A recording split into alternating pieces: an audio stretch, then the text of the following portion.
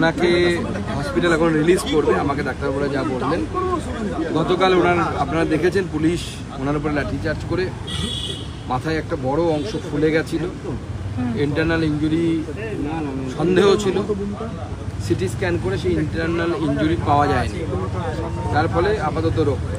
কিন্তু যেভাবে পুলিশের আক্রমণ ওনার উপরে এসেছিল এবং উনি আজকে জানালেন যে উনি পকেটে মানে ওনার সাথে রাখি নিয়ে গেছিলেন, যে পুলিশদের হাতে রাখি বাঁধবেন, কিন্তু সেই পুলিশই রাখি পূর্ণিমার মতো পবিত্র দিনে, যে দিনটিকে হিন্দু সমাজ অত্যন্ত শ্রদ্ধা এবং নিষ্ঠার সাথে পালন করে, সেই দিনেই মমতা বন্দ্যোপাধ্যায়ের পুলিশ ওনার হাতের শাখা ভেঙে দিয়েছে এবং উনি প্রতিজ্ঞা করেছেন ওই হাতে তিনি আর শাখা পরবেন না যতদিন না পর্যন্ত ওনার মেয়ের উনি বিচার পাচ্ছেন, ততদিন পর্যন্ত উনি ওই হাতে শাখা পরবেন না এবং এই লড়াই ওনার জারি থাকবে। ওনার বাবা একটা অভিযোগ করছে, ওনার বাবা একটা অভিযোগ ছিল যে হাসপাতালে অ্যাডমিট করলো না, অবজারভেশনে রেখেছে, পলিটিক্যাল প্রেসার ছিল, এটা অভিযোগ ছিল। না, হাসপাতালের উপর পলিটিক্যাল প্রেসার আছে আমারও কথা বলে সেটা মনে হয়েছে। প্রথমে যে ডাক্তারবাবু এসেছিলেন নিউরো সার্জন বা neuro specialist, neuro medicine specialist, তিনি বলেছিলেন যে ইন্টারনাল ইনজুরি থাকতে পারে, মাথায় বড় ইনজুরি দেখা যাচ্ছে, অতএব ওনাকে অ্যাডমিশন নেওয়া হোক। কিন্তু তার পরবর্তী সময় তাদের উপর কোনো পলিটিক্যাল প্রেশার আছে এবং সেই প্রেশারের ফলে আমার মনে হয় এই ধরনের সিদ্ধান্ত হসপিটাল কর্তৃপক্ষ নিয়েছে।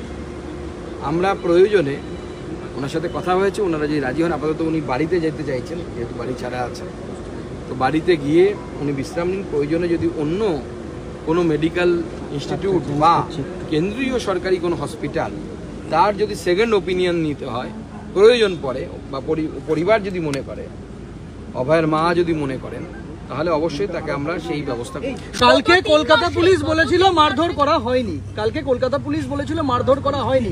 আজকে সিপি বলছেন যে তারা ফুটেজ খতিয়ে দেখছেন, তদন্ত করে দেখা হচ্ছে এবং দুঃখিত বলেছেন এই বিষয়ে। দেখুন, প্রথম কথা হচ্ছে পুলিশ যদি মারধর না করে তাহলে সেই আঘাতটা লাগলো কি করে। সেখানে আমি অভয়ের মায়ের সাথে কথা বলে যেটা জানতে পারলাম, ওনারা যখন ব্যারিকেডের দিকে এগোচ্ছিলেন, ওনাদের সাথে 20-30 জন সাকুল্যে লোক ছিল, 20-30 জনের একটা মব, তারা যাচ্ছিলেন সামনের দিকে। কারো হাতে প্ল্যাকার্ড পর্যন্ত ছিল না, যে প্ল্যাকার্ডের সাথে একটা কঞ্চি থাকবে সেটা পর্যন্ত থাকার জায়গা ছিল না। কঞ্চি দিয়ে মারলে পরেও তো কারো মাথায় এরকম বড় দাগ হতে পারে না। আর যে কথা বলা হচ্ছে যে কেউ ঠেলে ফেলে দিয়েছে বা অমুক, আজকে উনি অভয়ের মা আমাকে স্পষ্ট করলেন যে এটা সম্পূর্ণভাবে মিথ্যে কথা বলা হচ্ছে, পুলিশের লাঠি দিয়ে আঘাত লেগেছে, পুলিশই তাকে এই আঘাত দিয়েছে। কালকে তামান্নার মা এসেছিলেন দেখা করতে অভয়ের মায়ের সাথে, দুজন একই সাথে লড়বেন এই অঙ্গীকার করেছেন। সমস্ত মায়েদেরকে আমি আহ্বান জানাবো, যাদের মেয়েরা এইভাবে ধর্ষিতা হয়েছেন, ধর্ষিত হতে বাধ্য হয়েছে, তাদেরকে বাধ্য করা হয়েছে, বা তাদের মেয়েদের এইভাবে কম্প্রোমাইজ করতে হয়েছে কখনো কলেজের নেতাদের মন রাখতে গিয়ে বা কলেজের নেতাদের কাছ থেকে সামান্য কিছু সুযোগ সুবিধা পাওয়ার জন্য, তাদের সকলকে এক হওয়ার জন্য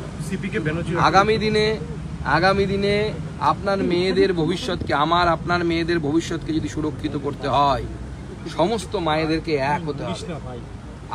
আমরা আমাদের মেয়েদের ইজ্জত 1000 টাকা 1200 টাকায় বিক্রি করতে পারি না।